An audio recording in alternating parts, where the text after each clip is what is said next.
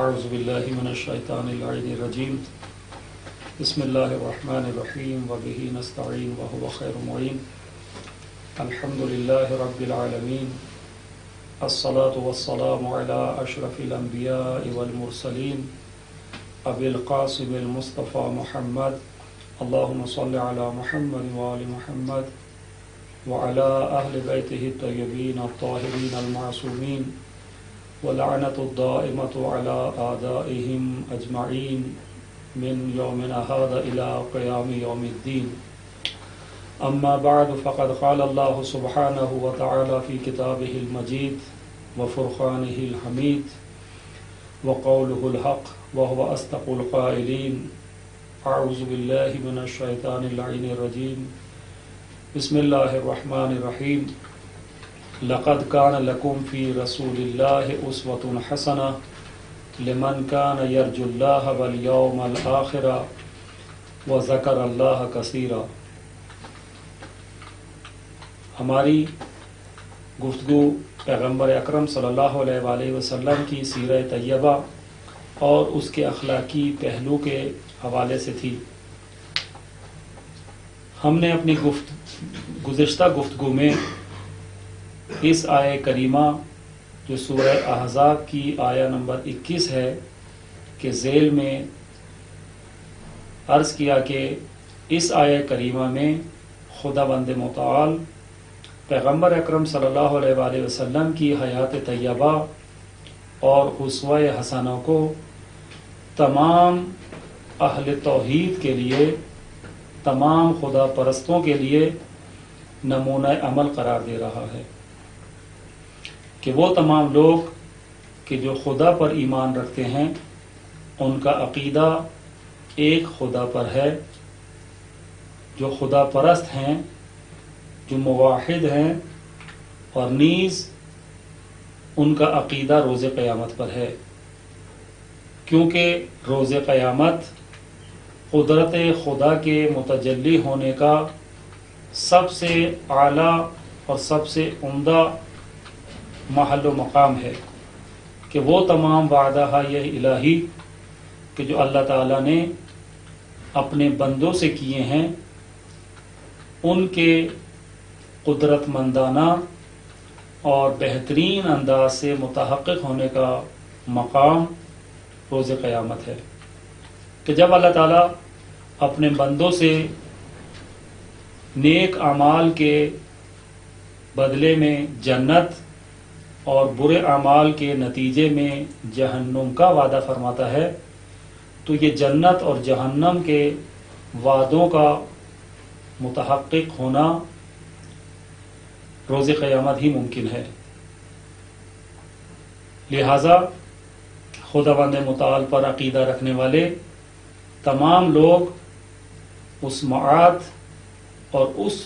روز قیامت کا بھی عقیدہ رکھتے ہیں کہ جہاں اللہ کے وعدوں کا رونما ہونا اور تحقق پذیر ہونا ضروری ہے. تو اللہ تعالیٰ سورہ احزاب کی اس آیہ نمبر 21 کے اندر اس مطلب کو بیان فرما رہا ہے کہ جو بھی مجھ خدا پر اور میرے وعدوں کے تحقق پذیر ہونے کے دن روز قیامت پر عقیدہ رکھتا ہے اس کے لیے میرے حبیب، میرے پیغمبر ختمی مرتبت حضرت کی حیات طیبہ میں بہترین نمونہ عمل، بہترین اسوہ حسنہ موجود ہے. تو ہم اپنی گزشتہ گفتگو میں بیان کر چکے کہ حضرت کی حیات طیبہ کو اگر ہم لوگ نمونہ عمل قرار دینا چاہیں تو آپ کی حیات طیبہ کے دو بنیادی اور اساسی مرحلے ہیں،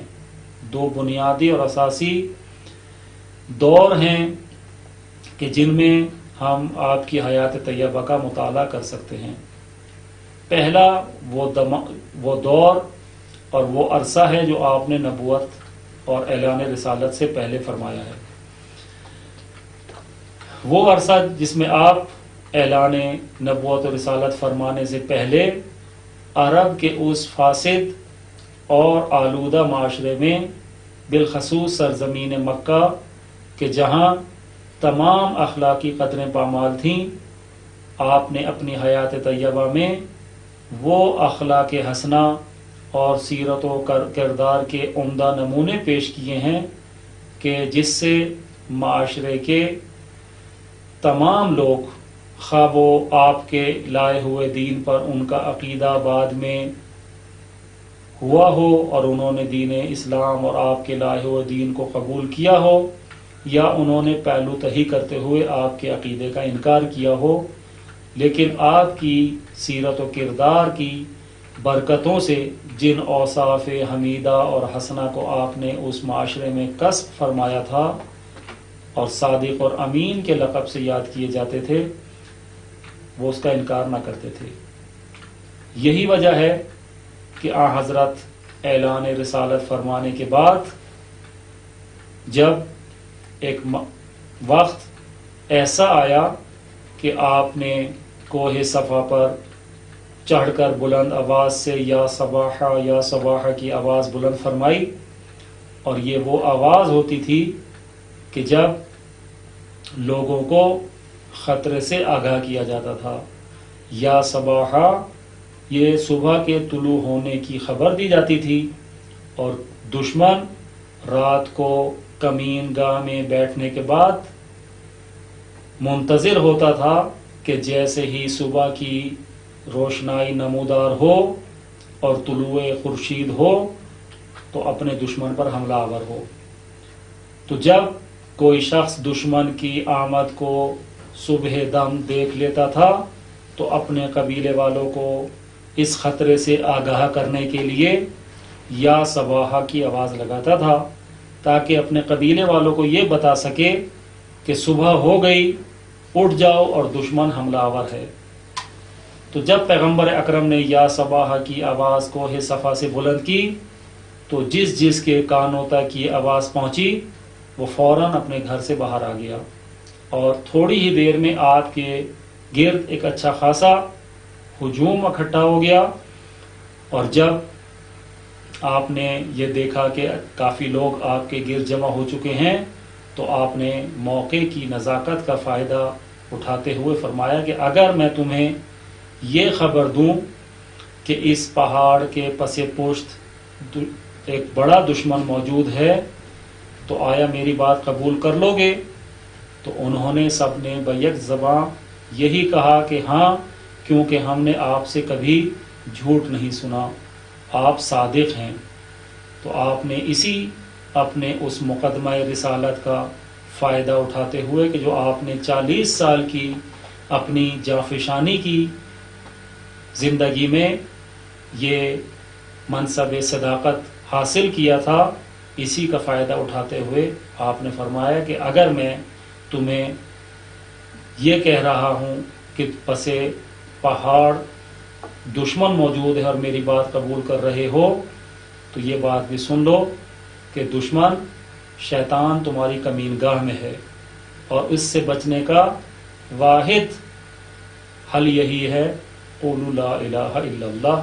کہ تم اللہ پر ایمان لے آؤ اور وحدانیت خدا کا اقرار کر لو، خدا پرست ہو جاؤ، بت پرستی کی لعنت کو چھوڑ دو، کیونکہ یہ شیطانی عمل ہے اور شیطان نے تم کو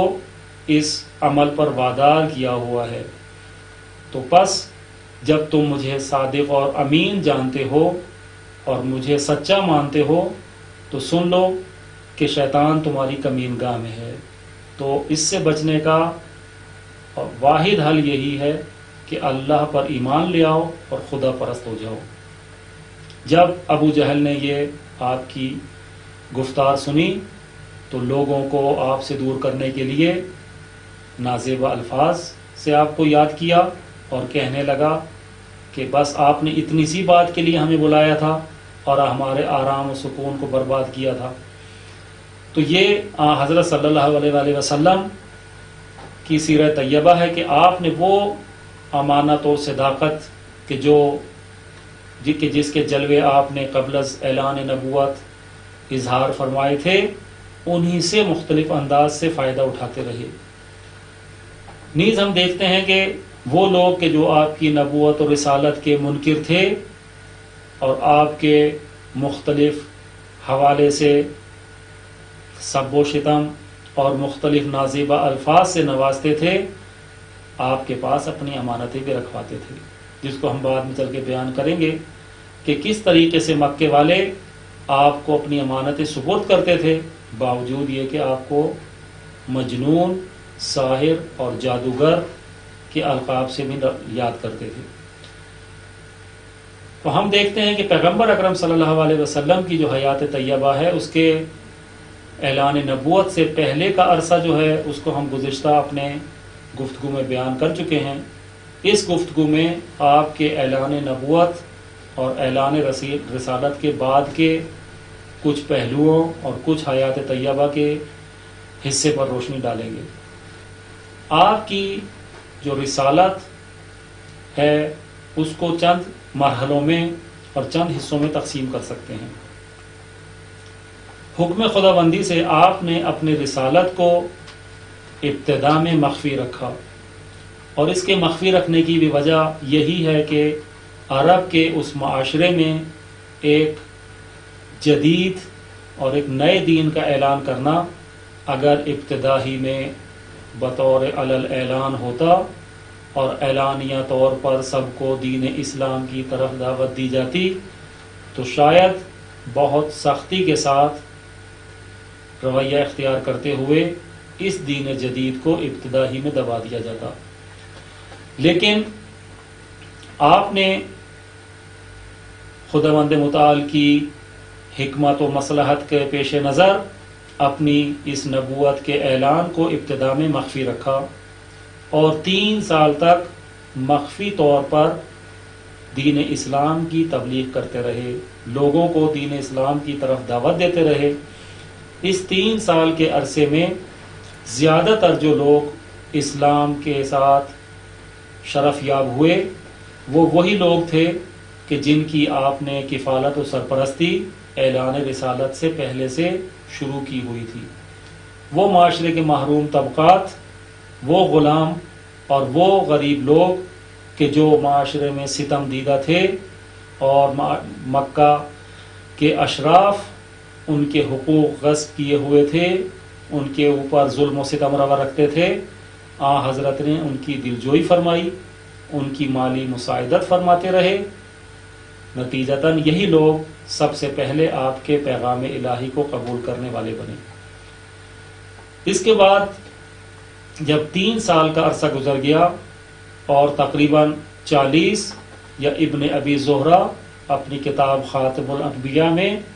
اس تعداد کو 83 کی حد تک بیان کرتا ہے کہ تقریباً 83 کے لگ بھگ افراد اس 3 سال کے عرصے میں آپ کے ہاتھ پر مشرف بے اسلام ہوئے۔ اس کے بعد حکم خدا آیا وَأَنذِرْ عَشِيرَتَكَ الْأَقْرَبِينَ کہ اے میرے حبیب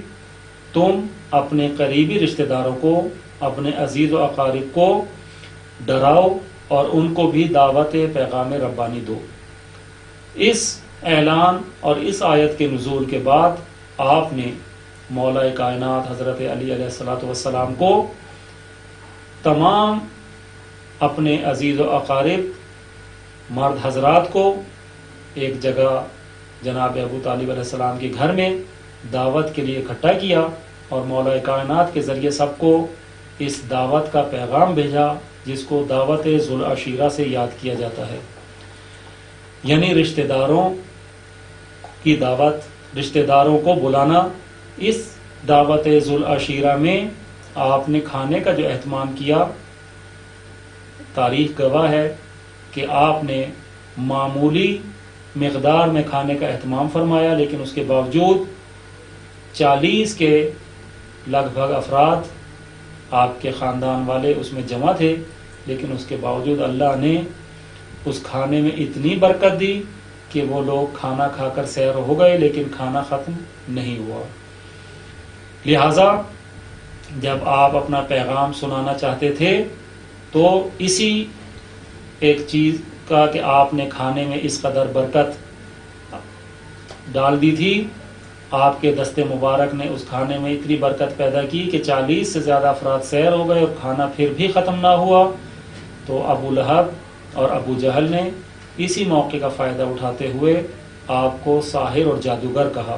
اور کہا کہ یہ تو جادو ہے، سحر ہے کہ جو آپ نے ہمیں دکھایا ہے کہ ہم جو ایک سالم بکرا ایک وقت میں کھا لیتے ہیں، اس بکرے کی ایک ران سے ہم سب سیر بھی ہو گئے ہیں اور کھانا ابھی تک موجود ہے. لہٰذا اس دن آپ اپنا پیغام ربانی ان کے کانوں تک نہیں پہنچا سکے. اگلے دن آپ نے پھر یہی انداز اختیار کیا اور جناب علی علیہ الصلوۃ والسلام کے وسیلہ سے تمام ان لوگوں کو دوبارہ جناب ابو طالب کے گھر میں دعوت دی. دوسرے دن آپ نے دعوت اور کھانے کے اہتمام کے بعد اپنا پیغام پہنچایا اور فرمایا کہ اے میرے قبیلے والوں، اے میرے خاندان والوں، جو پیغام اور جو دعوت میں تمہارے لیے لایا ہوں، اگر اسے قبول کر لو تو تمام عربوں کی سرداری تمہارے لیے ہو جائے گی، تمام عربوں پر تمہاری حکومت ہو جائے گی، صرف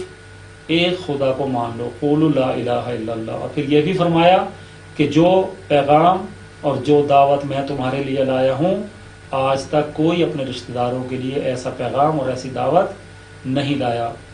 پھر فرماتے ہیں کہ جو میرے اس کام میں میری مدد اور میری نصرت کرے گا وہ میرا بھائی، میرا خلیفہ اور میرا جانشین ہوگا. 3 بار آپ نے یہ اعلان فرمایا اور تینوں بار جناب مولا کائنات علی بن ابی طالب علیہ السلام نے اپنی حمایت اور نصرت کا اظہار فرمایا. جب 3 بار آپ کے اس اعلان پر مولا کائنات ہی نے حمایت اور نصرت کا اعلان فرمایا اور جواب دیا، تو آپ نے جواب فرمایا کہ بس یہ علی میرا بھائی ہے، میرا خلیفہ اور میرا جانشین ہے. ہم دیکھتے ہیں کہ پہلے دن یہ لوگ آپ کو اعلان رسالت و نبوت فرمانے سے، دعوت دینے سے باز رکھتے ہیں، لیکن دوسرے دن ایسا ماحول نہیں بنتا. اس کی کیا وجہ ہے؟ تاریخ اس حوالے سے بہت زیادہ وضاحت نہیں کرتی، لیکن لگتا یہ ہے کہ جناب ابو طالب نے اس دن پیغمبر کی مکمل حمایت کرتے ہوئے ہر ایک کو بولنے سے روک دیا تھا. جناب ابو طالب نے ان کو آپ کی قطع کلامی کرنے سے اور آپ کو پیغام ربانی پہنچانے سے روکنے کے لیے باز رکھا اور مانے نہیں ہونے دیا کہ آپ حضرت کے اس پیغام ربانی کے پہنچانے میں کوئی معنی بن سکیں. جناب ابو طالب نہ صرف اس مقام پر بلکہ کتنے ہی مقام پر نظر آتے ہیں کہ پیغمبر اکرم کی حمایت کرتے ہیں. دوسرے مقام پر ہم ایک اور موقع پہ دیکھتے ہیں کہ یہی قریش کے سرکردہ افراد حضرت کو دنیاوی اور ظاہری لالچ و طمع دیتے ہوئے دعوت ربانی سے باز رکھنے کی جب کوشش کرتے ہیں اور آ کر یہ پیشکش کرتے ہیں کہ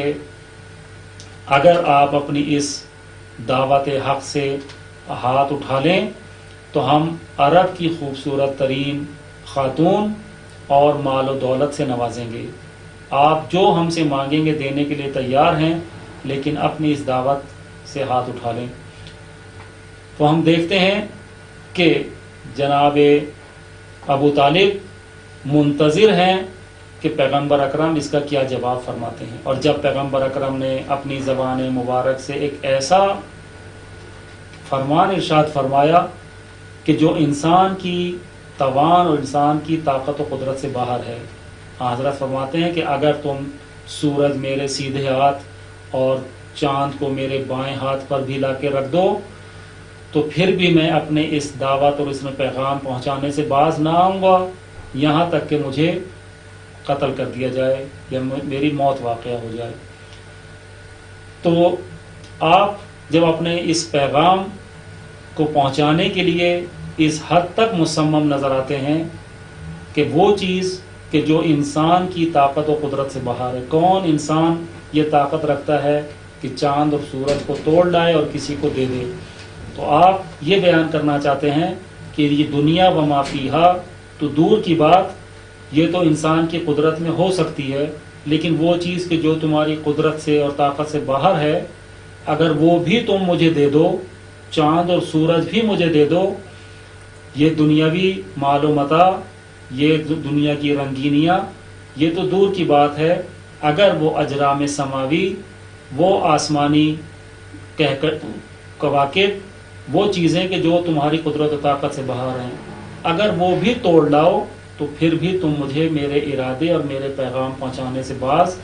نہیں رکھ سکتے، یہاں تک کہ میں اپنے مقصد میں کامیاب ہو جاؤں یا میری موت آ جائے۔ تو یہ جو ہے جب آپ فرماتے ہیں تو جناب ابو طالب ان سب کو گھر سے باہر کر دیتے ہیں اور فرماتے ہیں کہ بس محمد نے اپنا جواب دے دیا ہے اور تم لوگ چلے جاؤ اور میں اس کا حامی و ناصر ہوں۔ یہ جناب ابو طالب کی ہم دیکھتے ہیں کہ اس قدر حمایت ہے کہ کوئی ایک جرت نہیں کرتا کہ جب تک جناب ابو طالب حیات رہے پیغمبر کو جسمانی اذیت و آزار پہنچایا ہو۔ اس کو ہم بعد میں عرض کرتے ہیں۔ یہ دعوت ذوالعشیرہ کے بعد جب پیغام اپنے رشتہ داروں کو پہنچا دیا تو گویا یہ جو آپ کی مخفی اور پوشیدہ دعوت تھی یہ باہر نکل گئی۔ آہستہ آہستہ مکے کے وہ سرکردہ افراد کہ جو ابھی تک آپ کو اپنے لیے خطرہ محسوس نہیں کر رہے تھے اور یہ سمجھتے تھے کہ محمد کے گرد چند بے سر و سامان اور غریب لوگ جمع ہو گئے ہیں، اور کیونکہ ابھی تک یہ 3 سال کا جو عرصہ ہے ابتدائی نبوت کا، اس میں کیونکہ آپ کے ہاں کوئی اولاد بھی نہیں، جس طرح گزشتہ جلسے میں عرض کیا، تو وہ یہی سمجھتے تھے کہ یہ بے سر و سامان لوگ کہ جن کے پاس نہ ظاہری اور مادی کوئی طاقت موجود ہے اور نہ پیغمبر کی کوئی اولاد ہے کہ جس کے نتیجے میں یہ دعوت اسلام کا پیغام بعد میں بھی جاری رہے، تو اپنے لیے اس کو کوئی بڑا خطرہ محسوس نہیں کرتے تھے۔ لیکن جب انہوں نے دیکھا کہ پیغمبر اکرم صلی اللہ علیہ وآلہ وسلم نے اپنا یہ پیغام حضرت ابو طالب علیہ السلام کی پشت پناہی میں تمام خاندان والوں تک پہنچا دیا ہے اور تمام خاندان والوں کو بھی ان کے آباء و اجداد کا مسلک اور ان کا دین ترک کرنے کی طرف دعوت دے دی ہے، تو اب انہیں خطرہ محسوس ہونے لگا، لہٰذا وہ لوگوں کو آپ کے گرد اکٹھا ہونے سے روکنے لگے اور مختلف طرح سے آپ کو نازیبا القاب سے یاد کرنے لگے۔ کبھی آپ کو ساحر اور جادوگر اور کبھی دیوانہ کہتے تھے۔ تو ہم دیکھتے ہیں کہ جب لوگوں کی طرف سے مزاحمت ہونے لگی تو اللہ تعالیٰ نے اپنے دین کو آشکار اور ظاہر کرنے کے لیے اگلا فرمان نازل فرمایا کہ فاصدع بما تؤمر انا کفیناک المستہزئین، فاصدع بما تؤمر واعرض عن المشرکین انا کفیناک المستہزئین، کہ اب وہ جو پیغام ہم نے دیا تھا کہ اس دعوت کو مخفی رکھو، اس حکم کو توڑ دو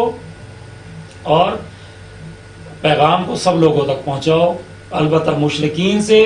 روگردانی کرو، مشرکین سے سروکار نہ رکھو، بلکہ اپنا یہ پیغام اب سب لوگوں تک پہنچاؤ۔ اور پھر اللہ تعالیٰ نے ایک وعدہ بھی فرمایا کہ انا کفیناک المستہزئین، کہ ہم جو ہے آپ کی کفایت کریں گے، آپ کی حفاظت کریں گے تمام استہزاء اور مسخرہ کرنے والوں سے۔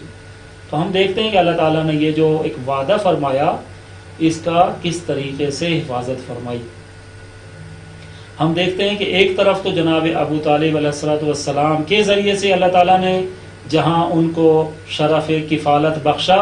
اور یہ قدرت و طاقت دی کہ جناب ابو طالب کے ہوتے ہوئے کسی کو یہ جرت نہ تھی کہ آپ کو جسمانی طور پر اذیت و آزار دے سکے۔ کہیں تاریخ میں نظر نہیں آتا کہ جناب ابو طالب کی حیات طیبہ میں کسی نے یہ جرت کی ہو کہ آپ کے جسد مبارک کو کوئی گزند پہنچا سکے۔ لیکن ایسے القاب سے یاد کرنا کہ جو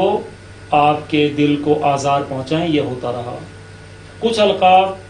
ایسے تھے کہ جو گزشتہ انبیاء کے لیے بھی استعمال کیے جاتے رہے، جیسے ساحر و جادوگر۔ ساحر اور جادوگر کا عنوان گزشتہ انبیاء کی قومیں بھی ان کو دیتی رہیں، کیونکہ انبیاء لوگوں کو الہی پیغام پہنچاتے تھے اور ایک خدا کی طرف دعوت دیتے تھے۔ تمام انبیاء کا پیغام ایک خدا کی طرف بلانا اور خدا پرستی ہی تھا۔ تو لہٰذا لوگ اپنے آباء و اجداد کے دین کو چھوڑ کر جب دین خدا قبول کرتے تھے اور خدا پرست ہو جاتے تھے تو نتیجہ یہ ہوتا تھا کہ بھائیوں بھائیوں میں جدائی ہو جاتی تھی، باپ بیٹے میں جدائی ہو جاتی تھی۔ تو لوگ یہی کہتے تھے کہ یہ ساحر اور جادوگر ہیں کہ جو خاندانوں میں، برادری میں تفریق ڈال رہے ہیں، جدا کر رہے ہیں، اس لیے یہ جادوگر ہیں، اپنے اس جادو کے ذریعے لوگوں میں جدائی ڈالتے ہیں۔ تو یہ عنوان جہاں دیگر انبیاء کو بھی دیا جاتا رہا، پیغمبر اکرم کو بھی اسی سے مکے کے جاہلوں نے، مکے کے مشرکین نے نوازا۔ لیکن دیوانہ اور مجنون ہونے کا عنوان ایسا تھا جو آپ کو سخت اذیت و آزار دیتا تھا، لہٰذا خداوند متعال نے بھی اپنے وعدے کو پورا کرتے ہوئے اس کا دفاع فرمایا اور دو طرح سے اس کو بیان کیا۔ ایک جگہ خداوند متعال قرآن مجید میں اس کو پیغمبر کی تسلی و تشفی اور دلداری کرتے ہوئے بیان فرماتا ہے، وما انت بنعمت ربک بمجنون، کہ اے میرے حبیب تو اپنے پروردگار کی نعمتوں سے، اس کی مہربانیوں سے دیوانہ نہیں ہے، تجھے ان کی اس الزام تراشی اور ان کی بہتان تراشیوں سے آرزودہ خاطر اور دل گرفتہ نہیں ہونا چاہیے، تجھے جو ہے یہ اطمینان رہے کہ تو دیوانہ نہیں بلکہ پیغام ربانی پہنچانے والا ہے۔ وما انت بنعمت ربک بمجنون، کہ اے میرے حبیب تو اپنے پروردگار کی نعمت و مہربانی سے دیوانہ نہیں ہے۔ اور دوسری جگہ اللہ تعالیٰ نے ان لوگوں کو جو آپ کو مجنون اور دیوانہ کہہ کر پکارتے تھے، اذیت و آزار دیتے تھے، فرمایا وما صاحبکم بمجنون، کہ تمہارا یہ صاحب، تمہارا یہ ہمنشین دیوانہ نہیں ہے۔ بھلا دیوانے اس طرح کی باتیں کرتے ہیں، بھلا دیوانوں کا کلام اس طرح کا ہوتا ہے۔ پھر ہم دیکھتے ہیں کہ یہ جو ایک عنوان ہے وما صاحبکم بمجنون، ایک بڑا لطیف انداز خداوند متعال نے اختیار کیا ہے۔ اس میں یہ نہیں کہا کہ وما رسولنا یا وما محمد یا وما نبینا بمجنون، ہمارا نبی یا ہمارا رسول یا ہمارا حبیب یا محمد یہ دیوانہ نہیں ہے، بلکہ فرمایا وما صاحبکم بمجنون، کہ یہ جو تمہارا صاحب ہے، جو تمہارا ہمنشین ہے، یہ دیوانہ نہیں ہے۔ اس کا ایک اشارہ تو یہ اس طرف ہے کہ یہ جو 40 سال تک تمہارے درمیان اس نے زندگی گزاری ہے،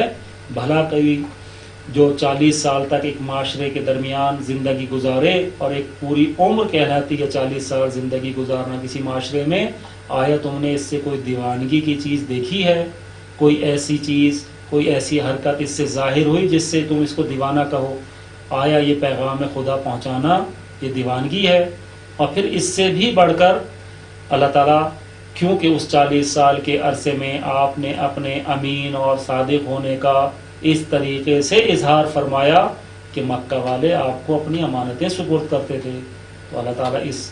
اعلان کے ذریعے کہ وما صاحبکم مجنون یہ بیان کرنا چاہ رہا ہے کہ تم لوگ جو اس کے پاس اپنی امانتیں رکھتے ہو، ذرا ہوش کے ناخن لو، ذرا سوچو کہ وہ شخص کہ جس کے پاس تم اپنی امانتیں رکھتے ہو وہ دیوانہ ہو سکتا ہے؟ بھلا کوئی دیوانے کے پاس بھی اپنی امانتیں رکھتا ہے؟ بلکہ دیوانے تو تم خود ہو کہ جو ایک عاقل اور ایک خدا کے نمائندے کو دیوانگی کے ساتھ یاد کر رہے ہو۔ اگر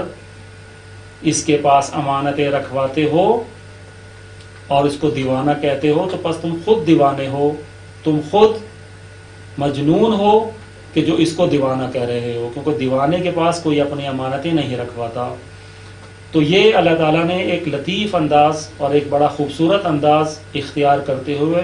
دشمن کو اور مخالف کو لاجواب کیا ہے کہ یہ تمہارا مصاحب ہے، تمہارا ہمنشین ہے، جس نے تمہارے درمیان ایک بڑا عرصہ زندگی گزاری ہے، تم اس کے پاس اپنی امانتیں رکھتے ہو، اس کے باوجود تم اس کو دیوانگی کے لقب سے یاد کرتے ہو۔ در حقیقت یہ دیوانہ نہیں، دیوانے تم ہو۔ تو یہ اللہ تعالیٰ نے پیغمبر اکرم کی دلداری فرماتے ہوئے دو طرح سے آیات نازل کی۔ ہم دیکھتے ہیں کہ پیغمبر اکرم نے خداوند متعال نے متعدد آیات میں پیغمبر اکرم کو دلداری کی ہے، حتیٰ کہ اگر ہم دیکھتے ہیں کہ حضرت موسیٰ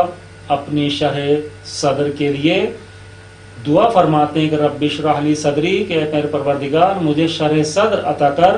تاکہ میں اپنے دشمن، اپنے مخالف فرعون کا مقابلہ کر سکوں، تو اللہ تعالیٰ نے پیغمبر اکرم کو دعا کرنے کو بھی ضروری نہیں سمجھا، بلکہ فرما دیا الم نشرح لک صدرک، کیا ہم نے تیرے دل کو وسعت اور شرح نہیں دے دی، کیا تیرے دل کو قلب کو وسیع نہیں کر دیا؟ یہی وجہ ہے کہ پیغمبر اکرم اللہ تعالیٰ کی اس شرح صدر کے نتیجے میں تمام ان مصائب کو کہ جو حضرت پر وارد ہوئے صبر و تحمل سے برداشت کرتے رہے۔ باوجود یہ کیا فرماتے ہیں کہ ما اوذی احد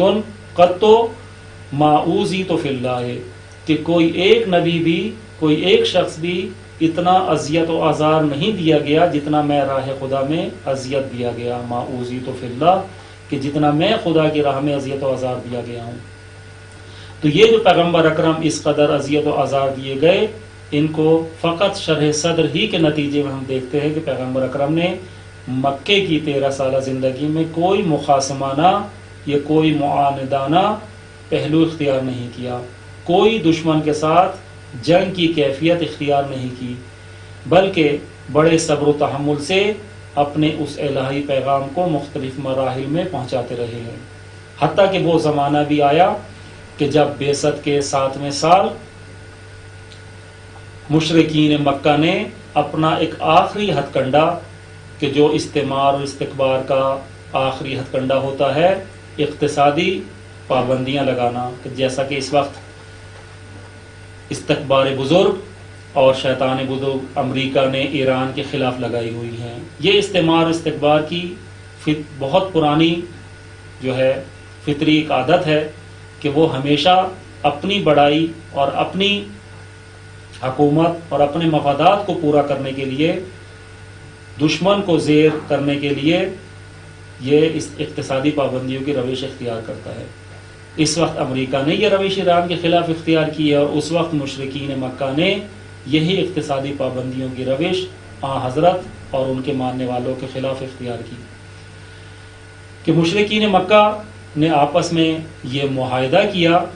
کہ کوئی بھی پیغمبر اکرم اور ان کے ماننے والے مسلمانوں کے ساتھ کوئی لین دین نہیں کرے گا، نہ ان سے کوئی چیز خریدے گا اور نہ ان کو کوئی چیز فروخت کرے گا،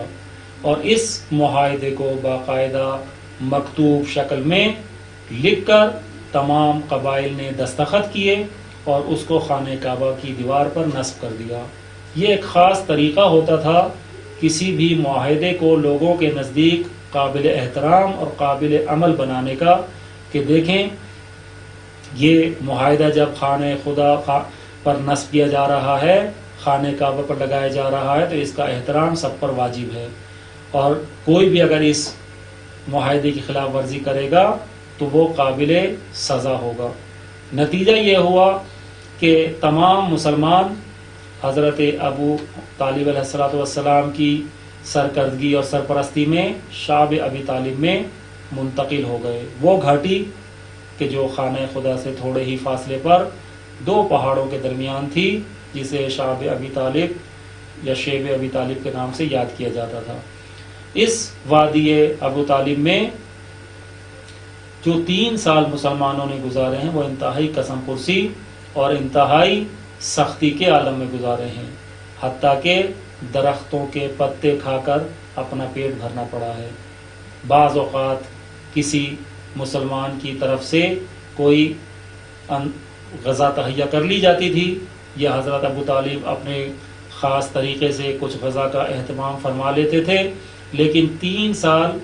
کے لیے ایک بڑی مدت ہے کہ جو تمام مسلمانوں کو کھانے پینے کا سامان مہیا کرنا ایک آسان بات نہیں ہے۔ نتیجہ یہ ہوا کہ خداوند متعال نے جب دیکھا کہ مسلمان انتہائی قسم پرسی کی حالت میں یہ وقت گزار چکے ہیں اور امتحان کی یہ گھڑیاں اب ختم ہونے والی ہیں، تو اللہ تعالیٰ نے اپنی ایک چھوٹی سی مخلوق کے ذریعے، دیمک کے ذریعے، وہ عہد نامہ کہ جو قریش نے لکھا تھا اور خانہ کعبہ کی دیوار پر نصب کیا تھا، اس کو دیمک کے ذریعے صاف کر دیا۔ دیمک نے تمام معاہدے کو چاٹ لیا، سوائے بسمک اللہم جو اوپر ایک عنوان تھا وہ باقی رہ گیا۔ وحی الہی کے ذریعے جب پیغمبر اکرم کو یہ بشارت دی گئی کہ وہ عہد نامہ کہ جو قریش نے لکھا تھا وہ ضائع ہو چکا ہے، اور آپ جناب ابو طالب کے ذریعے سے قریش والوں کو یہ پیغام پہنچائیں، تو یہاں سے ہمیں ایمان ابو طالب کی ایک جھلک نظر آتی ہے، اور ایک نمونہ ہم دیکھتے ہیں کہ جناب ابو طالب علیہ السلام حضرت کی گفتار پر اس قدر ایمان رکھتے تھے اور اس قدر آپ کو صادق اور امین سمجھتے تھے اور الہی نمائندہ سمجھتے تھے کہ آپ نے ذرہ برابر بھی اس میں تردید نہیں کی کہ جو جناب ختمی مرتبہ فرما رہے ہیں کہ وہ پیغام،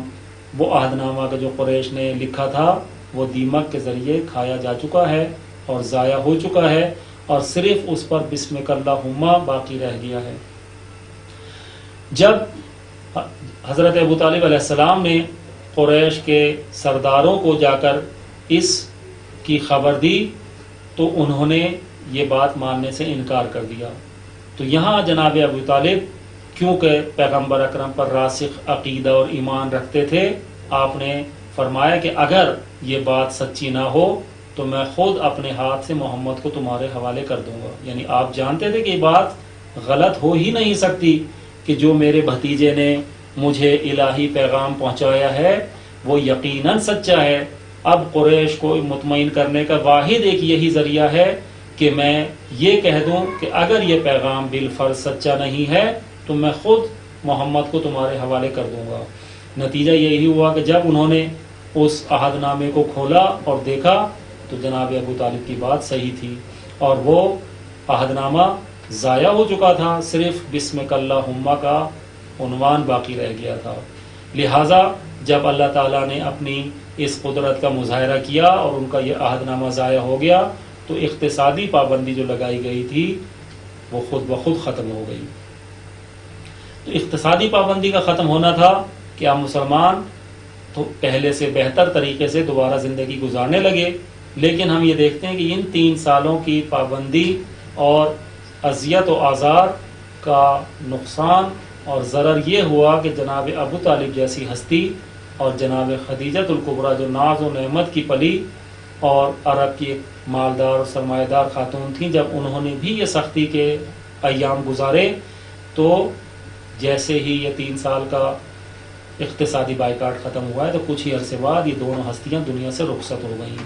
بعثت کے 10ویں سال جس کو پیغمبر اکرم نے ان 2 گراں قدر ہستیوں کے چھوٹ جانے کی وجہ سے، جدا ہو جانے کی وجہ سے سال عام الحزن کے نام سے یاد کیا۔ عام الحزن یعنی غم کا سال۔ تو یہ جو غم کا سال ہے پیغمبر اکرم نے جناب ابو طالب اور جناب خدیجۃ الکبریٰ سلام اللہ علیہما کی یاد میں اس سال کو موسوم کر دیا کہ یہ سال ان دونوں کی وجہ سے غم کا سال ہے۔ پیغمبر اکرم اس کے بعد مختلف مواقع پر اور بالخصوص ایام حج میں اپنا الہی پیغام پہنچاتے رہے، کیونکہ ایام حج وہ زمانہ ہوتا ہے کہ جو 4 حرام مہینوں میں سے ایک مہینہ ہے۔ ایام حج میں 4 حرام مہینے یعنی رجب، ذیقعدہ، ذی الحجہ اور محرم، یہ 4 مہینے حرام ہیں اور ان کی حرمت عربوں کے یہاں بھی قابل قبول تھی، اور وہ بھی اس کی ان مہینوں کی حرمت کا لحاظ رکھتے ہوئے کسی کو اذیت و آزار نہیں پہنچاتے تھے، کسی سے جنگ نہیں کرتے تھے۔ تو پیغمبر اکرم نے بھی ان حرمت والے مہینوں کا جو فائدہ اٹھاتے ہوئے مکہ آنے والے تمام وہ لوگ جو خانہ خدا کی زیارت کے عنوان سے اور اس وقت کے رائج حج کے عنوان سے مکہ آتے تھے، ان کو اپنا پیغام الہی پہنچانا شروع کیا۔ یہاں جب لوگوں نے دیکھا اور مکے والوں نے دیکھا کہ اب یہ پیغام الہی مکہ کی سرزمین سے باہر جانے لگا ہے تو انہوں نے اذیت و آزار پہنچانا زیادہ کر دی، اور اب نہ صرف یہ کہ پیغمبر اکرم کو زبانی طور پر اذیت و آزار پہنچانے لگے بلکہ جسمانی طور پر بھی آپ پر اذیت و آزار کے جو ہے حملے کرتے رہے۔ یہیں اور اسی موقع پر ہم دیکھتے ہیں کہ وہ جو خانہ خدا میں جب حالت نماز میں آپ کے اوپر اونٹ کی اوجڑی ڈالی گئی، تو یہ اونٹ کی اوجڑی کا ڈالنا بھی اسی زمانے کی بات ہے، یعنی جناب ابو طالب کی رحلت کے بعد ہے کہ آپ پر جسمانی طور پر بھی اب وہ دست نجاست دراز کرنے لگی، لہٰذا آپ کو کچھ وقت کے لیے طائف کی طرف ہجرت فرمانا پڑی، جس کو ہم ایک ہجرت صغریٰ کے نام سے یاد کر سکتے ہیں کہ آپ کی یہ مکہ سے طائف کی طرف ہجرت جو ہے مدینہ کے مقابلے میں ایک چھوٹی ہجرت ہے کہ جو جلد ہی واپسی کا پیش خیمہ بنی، کیونکہ مکہ والے نہ صرف یہ کہ آپ کی تبلیغات اور آپ کے الہی پیغام کے پہنچانے کو سرزمین مکہ میں قبول نہیں کرتے تھے،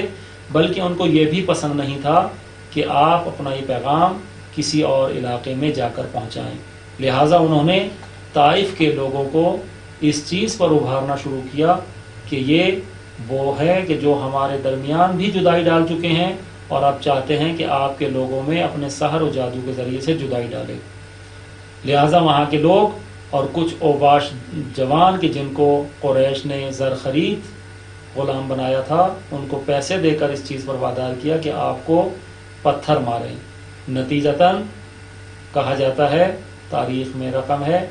کہ طائف میں آپ کو اس قدر اذیت و آزار پہنچائی گئی، اس قدر پتھر مارے گئے کہ آپ کا جسد اطہر لہو لہان ہو گیا، آپ کے نالین مبارکین خون سے آلودہ ہو گئے،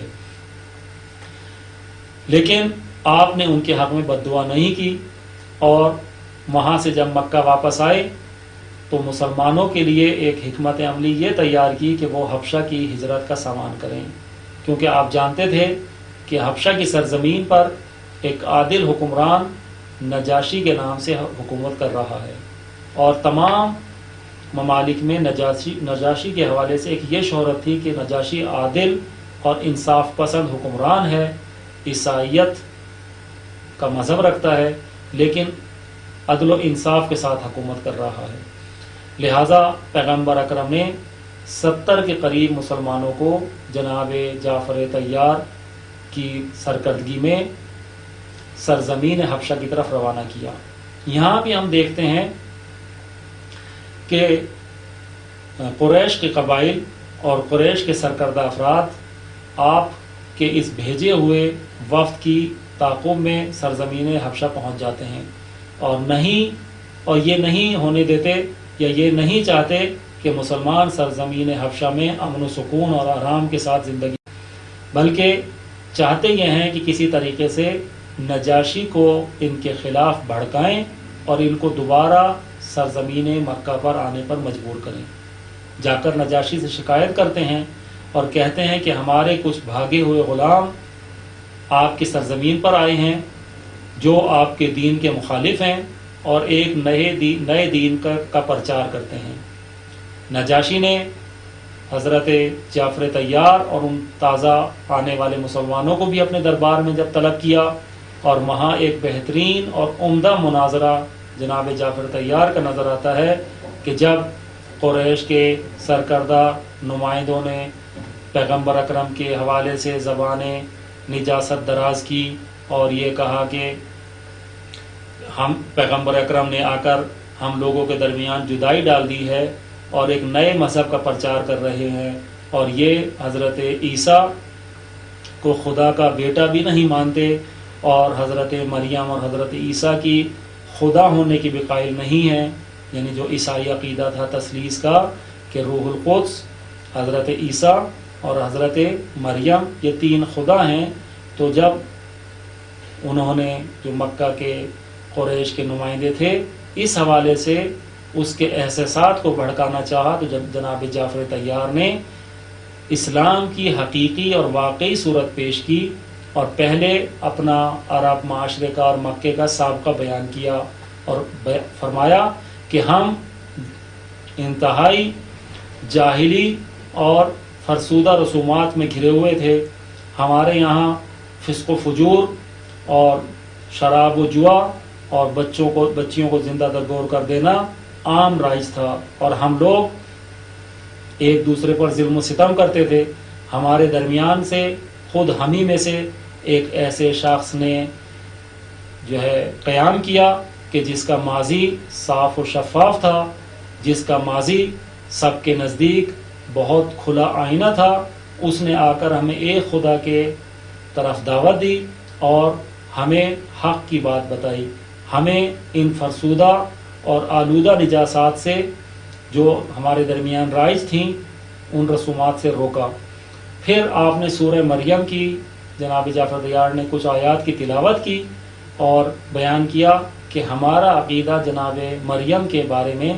یہ ہے کہ وہ پاکیزہ خدا کی کنیز، وہ خدا کی بندی تھیں کہ جنہوں نے حضرت عیسیٰ کلمہ خدا کو پیدا کیا اور حضرت عیسیٰ خدا کے بندے اور خدا کے نبی ہیں۔ تو جب نجاشی نے سورہ مریم کی ان آیات کو سنا تو اس کی آنکھوں میں آنسو آ گئے اور اس نے پوچھا کہ یہ کس کا کلام ہے؟ تو جناب جعفر دیار نے فرمایا کہ یہ قرآن ہے کہ جو اللہ کا کلام ہے اور ہمارے نبی حضرت محمد مصطفیٰ صلی اللہ علیہ وسلم پر نازل ہوا ہے۔ تو نجاشی نے اس وقت اپنی اس چھڑی سے ایک لکیر کھینچی اور فرمایا کہ یہ میرے اور تمہارے مذہب کے درمیان ایک لکیر ہے کہ ہمارے اور تمہارے دین کے درمیان فقط یہ معمولی سا فرق ہے، ایک معمولی سی لکیر ہے کہ جو ہمارے اور تمہارے دین کے درمیان ہے، اور تمہارا دین بہت عمدہ دین ہے۔ اور اس نے قریش کے ان سرداروں کو، اس وفد کو ناکام واپس لوٹا دیا اور مسلمانوں کو حکم دیا کہ وہ سرزمین حبشہ پر آزادی اور امن و سکون کے ساتھ زندگی گزاریں۔ تو یہ ہم دیکھتے ہیں کہ پیغمبر اکرم ایک ایسی روش اور ایسا طریقہ اختیار کرتے ہیں کہ جس کے ذریعے سے مکے کی فضا میں کوئی ایسا ماحول نہیں بنانا چاہتے کہ جہاں جنگ کی کیفیت ہو، جہاں اسلام کے لیے خطرہ پیدا ہو جائے، لیکن مناسب مواقع اور مناسبتوں کا بھی آپ فائدہ اٹھاتے ہیں، چاہے وہ ہجرت کے طریقے سے ہو یا حج کے ایام میں پیغام الہی پہنچانے کے ذریعے سے۔ یہیں ہم دیکھتے ہیں کہ جب مدینہ کے وہ افراد کہ جنہوں نے پیغمبر کے حوالے سے کچھ سن رکھا تھا، حج کے ایام میں پیغمبر کی ان تلاوت کردہ ان آیات کی تلاوت کو سنتے ہیں، اس قرات کو سنتے ہیں، تو ان کے دل آپ کی طرف مائل ہو جاتے ہیں اور وہ آپ کو مدینہ آنے کی دعوت دیتے ہیں، آپ کے ہاتھ پر اسلام قبول کرتے ہیں، اور اس معاہدے کو پیمان عقبہ کے نام سے یاد کیا جاتا ہے۔ پیمان عقبہ 2 مرحلوں میں مدینہ والوں اور پیغمبر اکرم کے درمیان باندھا گیا، اور اسی پیمان کے نتیجے میں،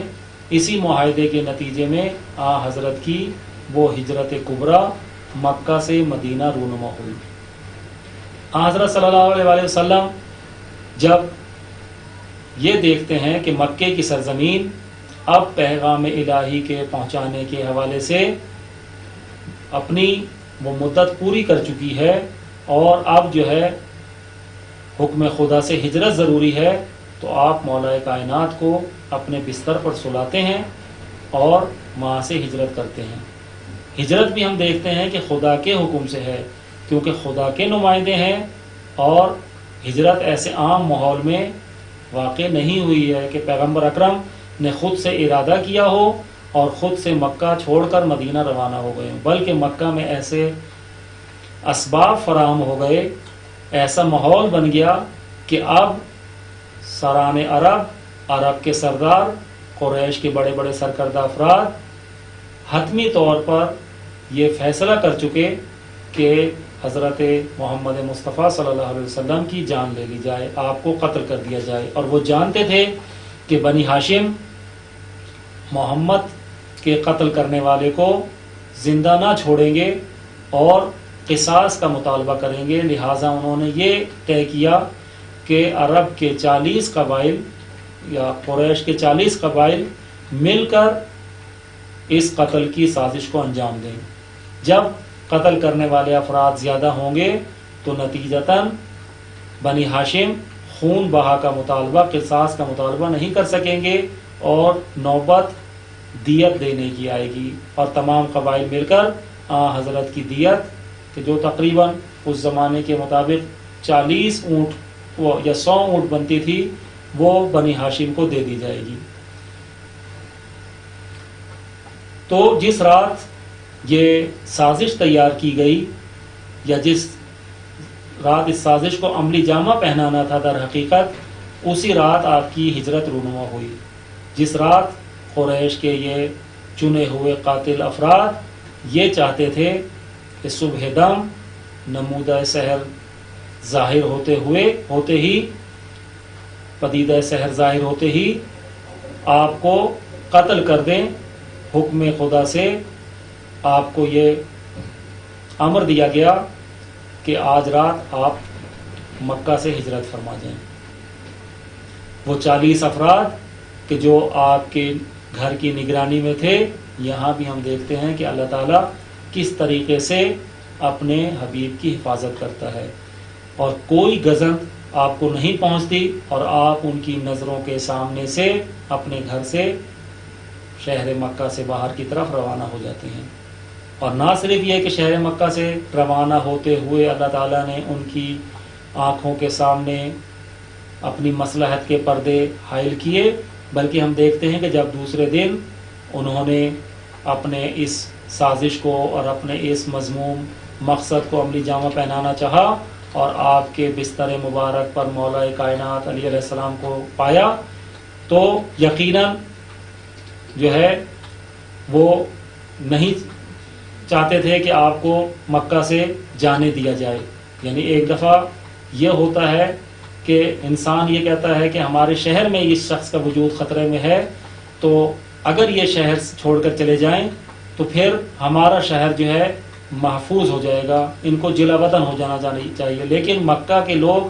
اس قدر اپنی اس باطنی کثافت میں آگے جا چکے تھے کہ وہ آپ کو شہر مکہ سے دینے کے لیے بھی تیار نہ تھے، لہٰذا آپ کے تعاقب میں آپ کے پیچھے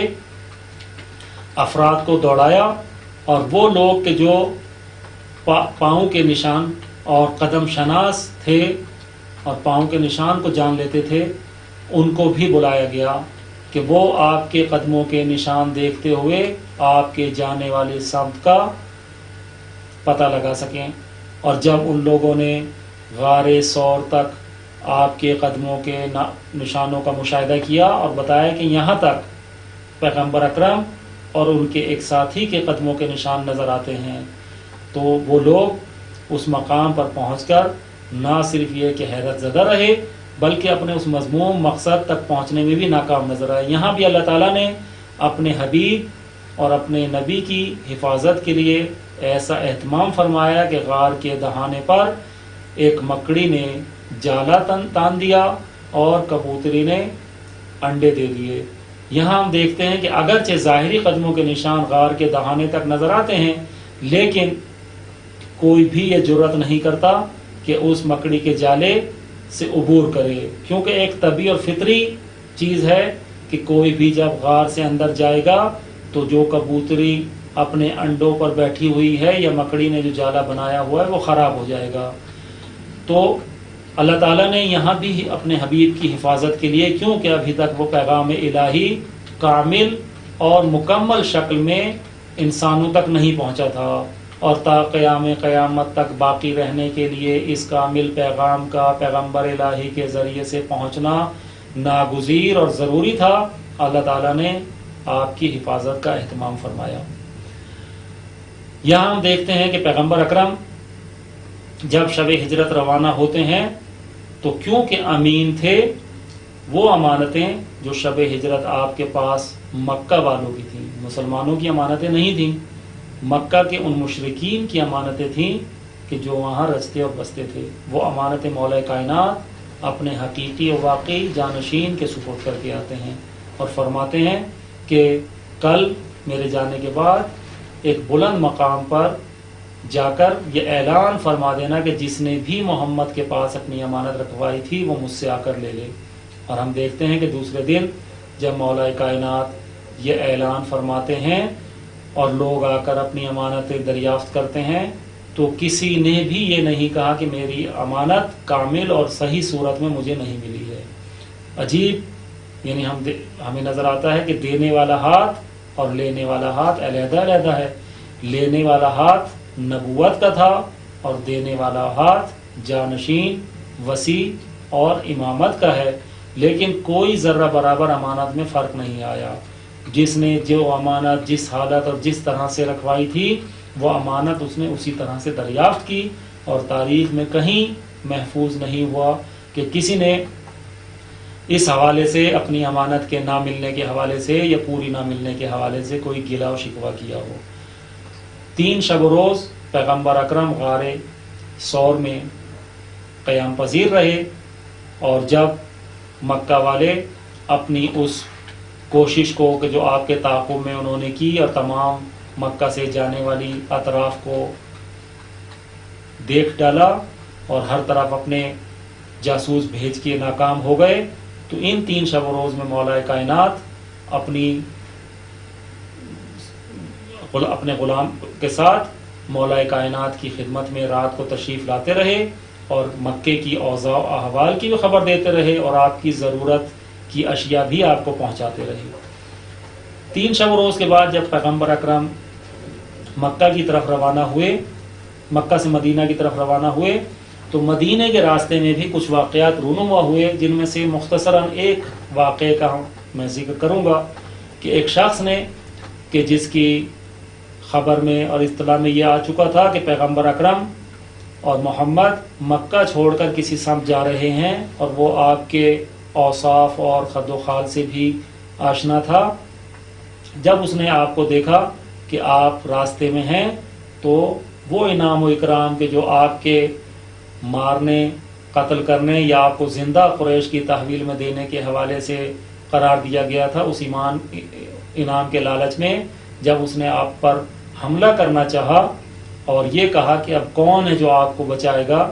تو آپ نے فرمایا کہ میرا پروردگار ہے جو میری ہر جگہ حفاظت کرے گا، وہ ہے جو مجھے بچانے والا ہے. یہ سنتے ہی اس شخص کے جسم پر لرزہ طاری ہوا اور تلوار اس کے ہاتھ سے چھوٹ گئی. جب تلوار اس کے ہاتھ سے گری اور آپ صلی اللہ علیہ وسلم نے تلوار اٹھائی تو پوچھا کہ اب تو بتا کہ کون ہے جو تجھے مجھ سے بچائے گا. تو اس نے عرض کیا کہ آپ کریم ابن کریم ہیں، آپ مہربان ہیں، مجھے معاف کر دیں. لہٰذا پیغمبر اکرم نے اپنی اس بزرگواری کا ثبوت دیتے ہوئے نہ صرف یہ کہ اس کو معاف کیا بلکہ اس کا گھوڑا اور اس کی تلوار بھی اس کو واپس دے دی. یہ اخلاقی نمونے ہمیں آپ کی سیرہ طیبہ میں نظر آتے ہیں. خداوند متعال قرآن مجید میں اسی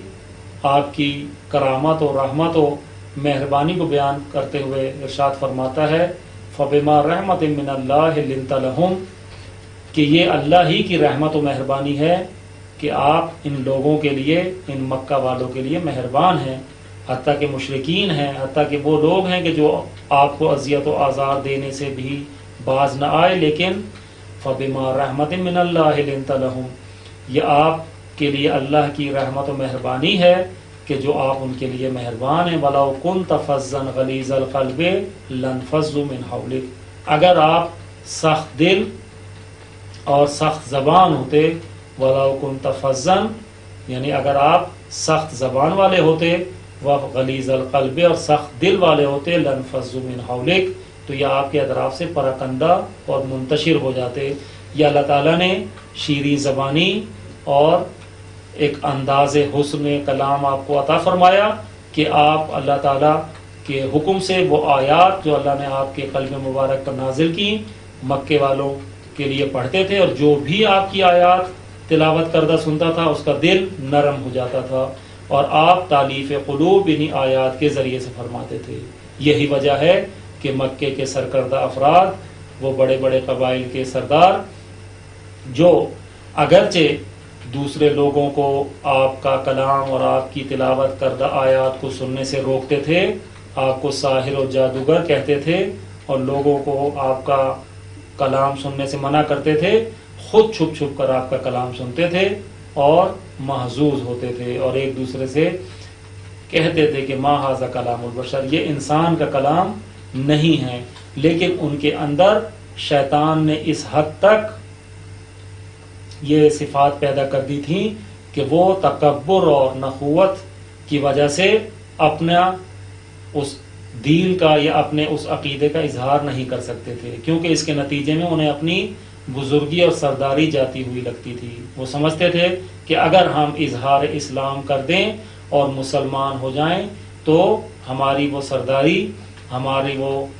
جو ریاست ہے وہ ہمارے ہاتھ سے چلی جائے گی، مسلمان ہونے کے ساتھ ہم بھی دوسرے مسلمانوں کے برابر ہو جائیں گے، اور پیغمبر اکرم جس طرح خود درویشانہ زندگی گزارتے ہیں اور ایک عام معمولی مسلمان کے برابر ہی زندگی کی چیزیں تہیا کرتے ہیں، لہٰذا ہمیں بھی یہ کام کرنا پڑے گا اور ہماری وہ جو سرداری ہے وہ باقی نہیں رہے گی۔